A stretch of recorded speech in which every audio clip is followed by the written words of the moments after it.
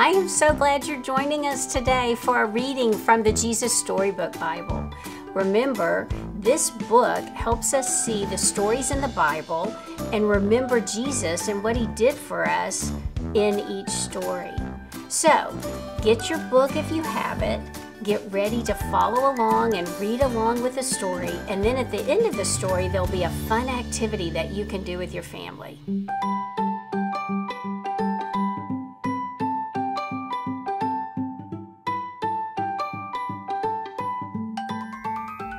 A new beginning.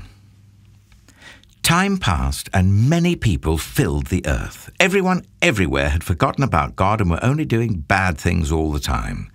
God's heart was filled with pain when he saw what had happened to the world he loved.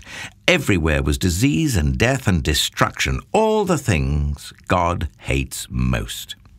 Now, Noah was God's friend, which was odd in those days because no one else was. But Noah listened to God. He talked to God. He just loved being with God, like you do with your best friend. Noah, God said, things have gone wrong. People have filled my world with hate instead of love. They're destroying themselves and each other and my world. And I must stop them. First, we'll build an ark. Do you know how to build an ark? Neither did Noah. Luckily, God knew, and he would show him. A storm is coming, God told Noah, but I will rescue you, I promise. I'll send the animals to you, ones that creep and crawl and slither and slime and gallop and hop and bound and climb. And don't forget to pack everyone's food.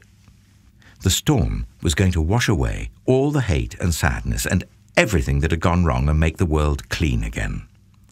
God had thought up a way to keep Noah safe, but Noah would have to trust God and do exactly what God told him. So Noah built an ark. That's short for a very large boat.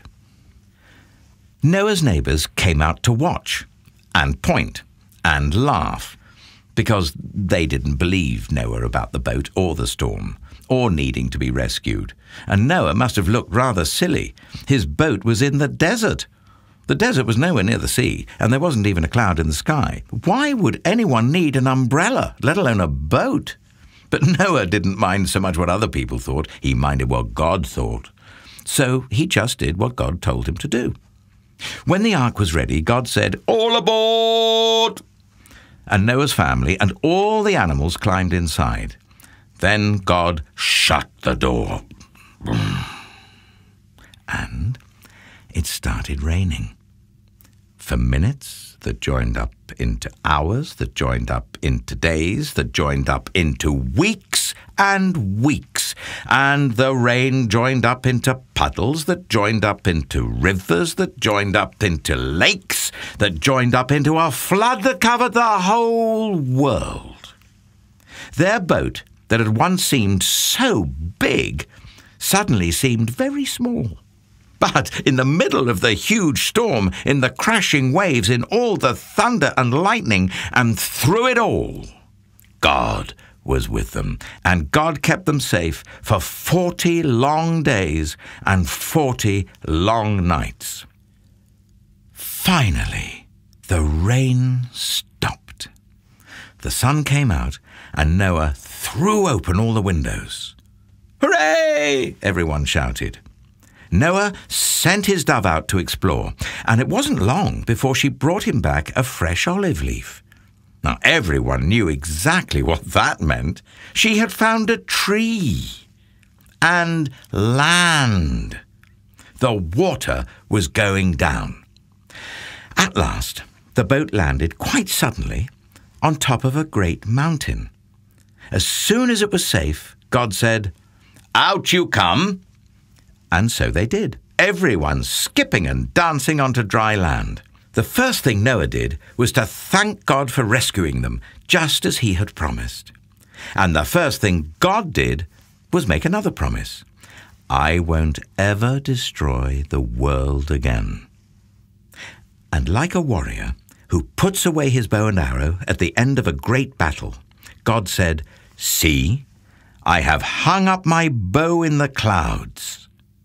And there, in the clouds, just where the storm meets the sun, was a beautiful bow made of light. A rainbow. It was a new beginning in God's world.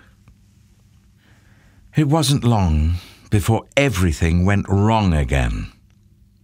But God wasn't surprised. He knew this would happen. That's why, before the beginning of time, He had another plan. A better plan. A plan not to destroy the world, but to rescue it. A plan to one day send His own Son, the rescuer. God's strong anger against hate and sadness and death would come down once more, but not on His people or His world. No, God's war bow was not pointing down at His people. It was pointing up into the heart of heaven.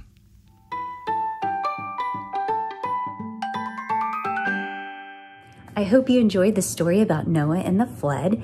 I have a quick activity to go along with that should be really easy, and you should have everything on hand. So first, before you sit down to do your activity, why don't you get a yummy snack? Get something that's super colorful that reminds you of the rainbow. For example, you can grab bananas, grapes, we all love fruit snacks, or strawberries, and just have something colorful to snack on while you do your activity. For the activity, you just need some blank paper, colored pencils, markers, crayons, whichever you like, and some tape, or a stapler if you want your parents to help.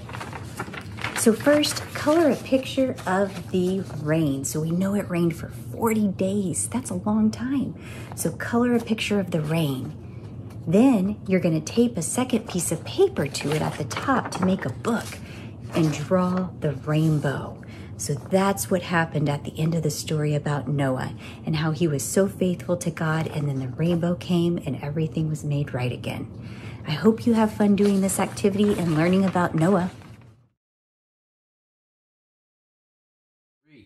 Psalms 46:1. God is our refuge and strength, a very present help in trouble.